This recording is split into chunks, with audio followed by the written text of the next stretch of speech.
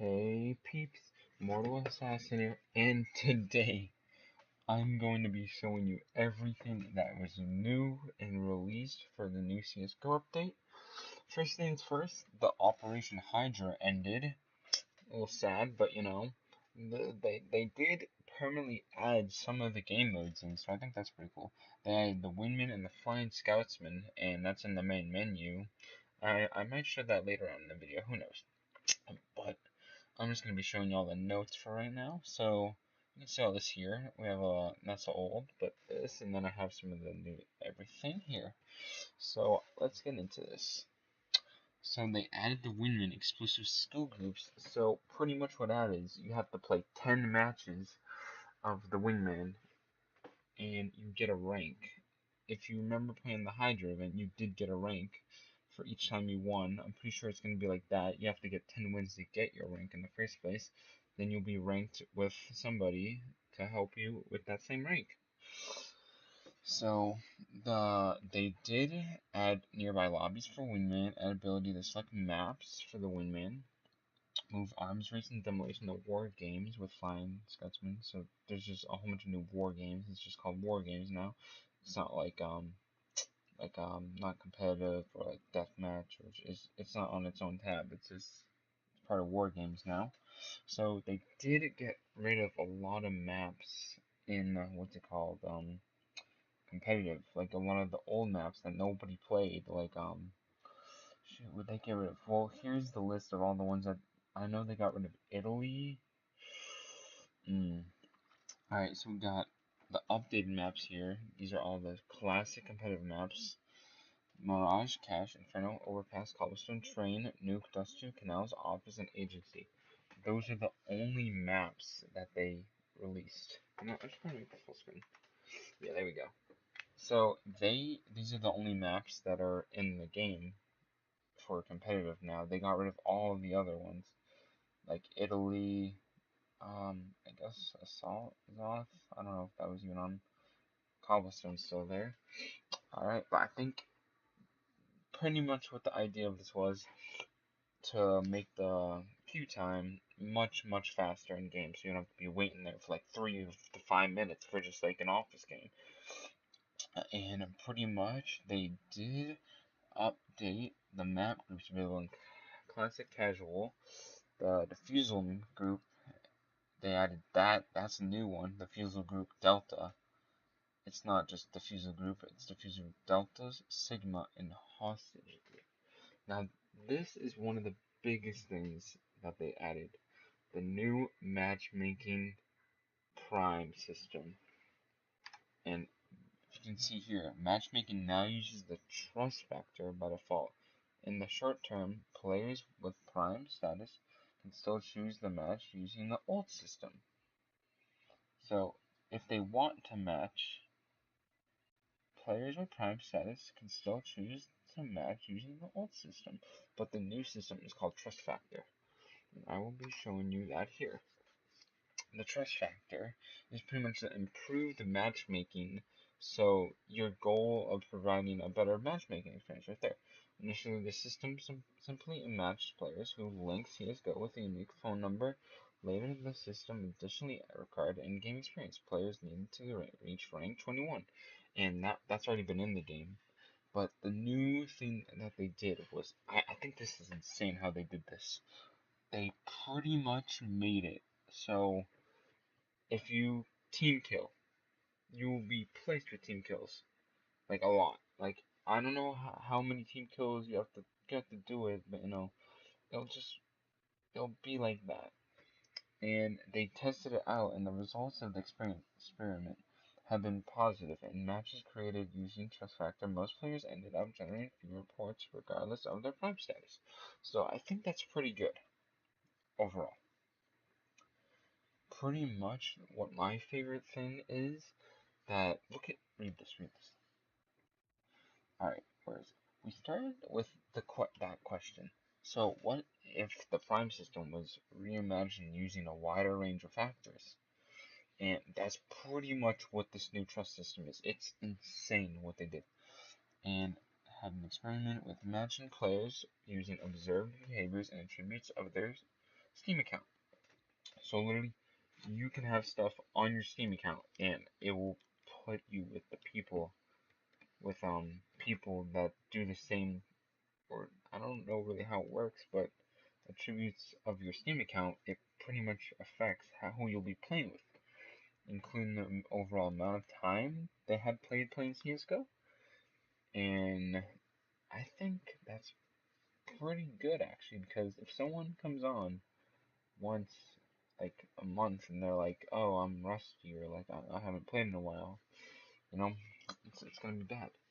But now you can get with those people that want to play frequently, and then you can talk about everything, you know. One thing I wish they could add, this is my thought, if there was a way to like make sure everybody on your team has a mic, and like you have to like say something and then like get to text it, and then you can play with people with mics and you don't have to have people with no mics. I think that would be a cool update. That's just me. But pretty much what they did was here. This is insane.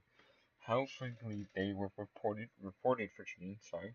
So pretty much if you get reported for cheating a lot, that's gonna affect who you're playing with. Maybe some other cheaters, who knows? Time spent playing with other games on their Steam account.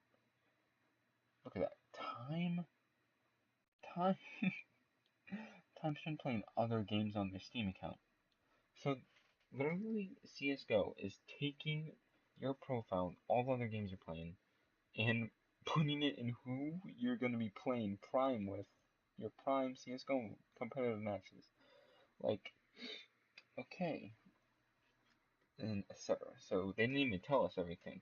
We call this system trust, and that's pretty much what it is. They just took a whole bunch of things and put it together and tell you who you're playing with. And these factors considered together form a player's trust factor. Yep. So there's also the experiment had been positive. We already read that. We wanted to keep the best parts of Prime and ditch the parts that cause problems in the CSGO community. Starting today, players will by default enter in matchmaking and use their trust factor rather than their Prime status. And in the short term, players with Prime status can still choose a match using the old system. So if you like the old Prime, you'll probably be matched with the people that put the old Prime, I'm guessing. And some of the questions here, I think this is pretty good how they did this. They put a couple questions up, so like if you have a question, even not in a place where you can go to the forum and do it or something like that. But here we go. First question, what are the factors used in the new trust factor matchmaking system? We're not providing the list of factors, but you sorted the factors in the trust factor matchmaking system for a few reasons. We don't want players to have to worry about any particular action while they're playing CSGO or other games on Steam. See, honestly, I think that's pretty good, but like, it's gonna be like, I don't know. Actually, I think that's pretty good because if you think about it, when you're playing, you don't want to be stressing about like, oh shoot, if I team kill this guy, like once, will I be placed with team killers the whole time? Like, how would I get out of this? And it would be really reckless, you know? Like everybody would be like, holy crap, that's not good. Oh no. So I think that is really good what they're doing there. So I think I like that. Can I look at my personal trust factor? I'm pretty sure, no. We don't plan to display your trust factor. Yeah, I think that would just be stupid. The goal is to provide a better matchmaking experience without you having to worry about optimizing anything. In fact, in most cases, knowing your trust factor wouldn't be very helpful. We'll try to match you with similar players, but like skill groups, the range of players on a server will vary depending on the time of day, your region, the maps you're queuing for. So, is it still the same? I'm confused on that. Well, besides that, enough. Look at all these questions. We don't got time for all these questions. We gotta get into the new ranks pictures. Not new ranks, but they did change the CSGO rank images, like the little ranks, you know? So here it is. This is pretty much silver. So if we see here, silver 1, 2, 3, 4. It does look different. Here, nope.